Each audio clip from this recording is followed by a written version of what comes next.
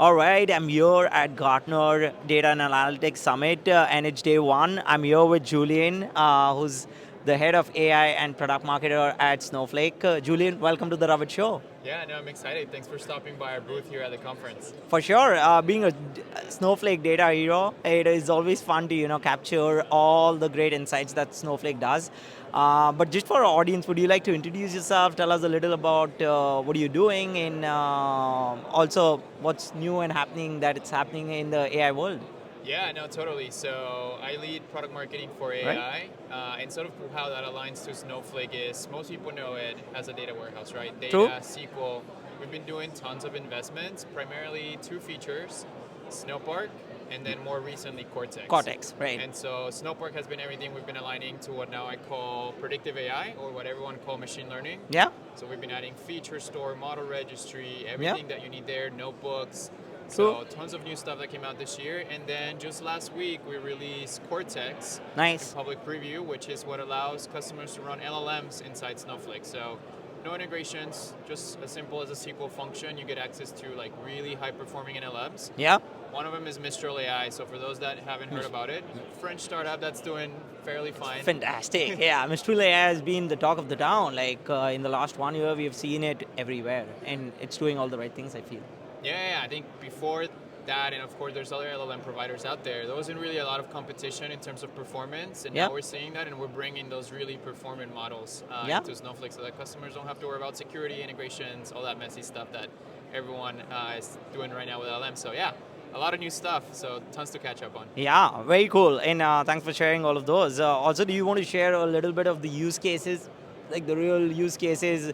I'm pretty sure you're working very closely with all the enterprises out there as well. So, and there are a lot of challenges, but at the same time, there are a very few use cases that kind of come out, or at least people who kind of share.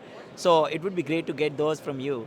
Yeah, so I think really the way I'm seeing it is three pieces. Yeah. One is how do you do a lot of like natural language processing, right? Right. We've tried to do that in the past with machine learning, very hard to do. Now it's just like the LLM can take care of a lot of that. So Yeah. anything that's like around summarization, translation, sentiment analysis. So we're seeing tons of that. Marketing team, sales team, because what happens is enterprises have tons of engagement with their Right. customers, right? Whether it's emails, chats, calls, all that has pretty much been untapped.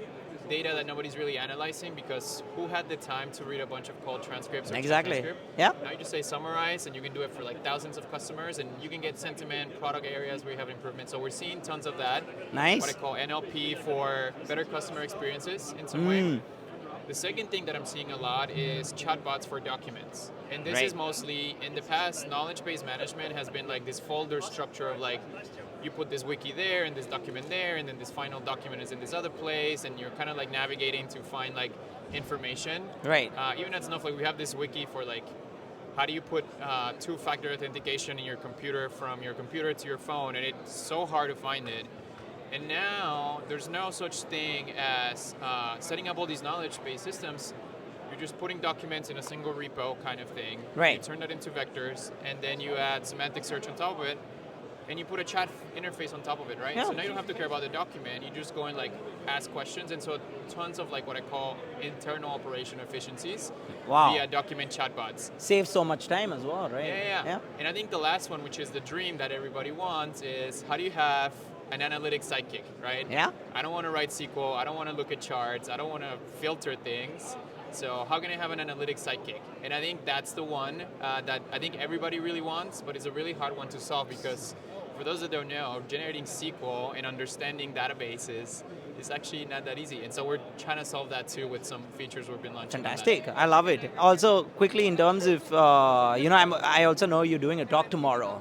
What is it about? Tell us a little about that. Yeah, so it's actually around the second use case. One of our customers, Siemens Energy, they have this challenge where like all their engineering teams Yeah. have tons of documents they've created, right? Research papers, notes they've taken around specific technologies that are very proprietary.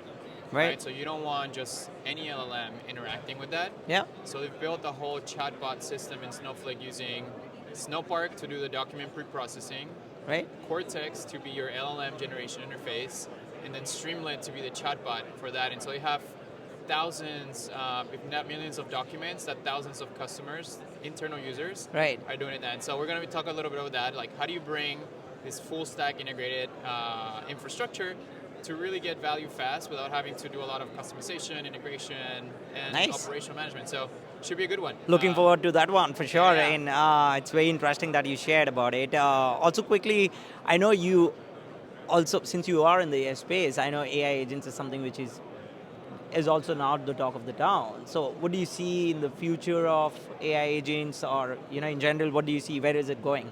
Yeah, I think what we're seeing really good right now is the generation agents, right? Yeah. I talked about sort of the summarization, that NLP, True. chatbots.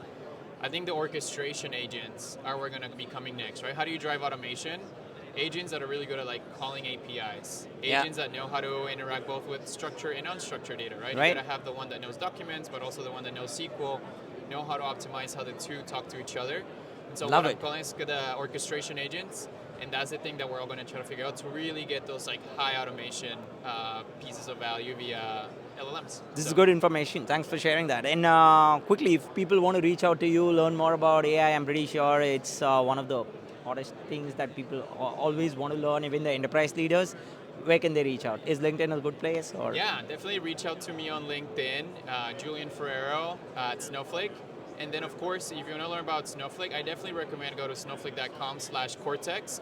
That has a lot Nice. of resources, including LLMs for dummies. So if you're new to this space, highly recommend reading that and catching up. It's a good mix of business value and technical details, so you can get a little bit of both as you're learning on that journey. Love it. And thanks for doing this. It was such a pleasure chatting with you on the Ravid Show, and looking forward to your talk tomorrow. Yeah, thanks for having me. Thanks, Julian. Thank you, everyone.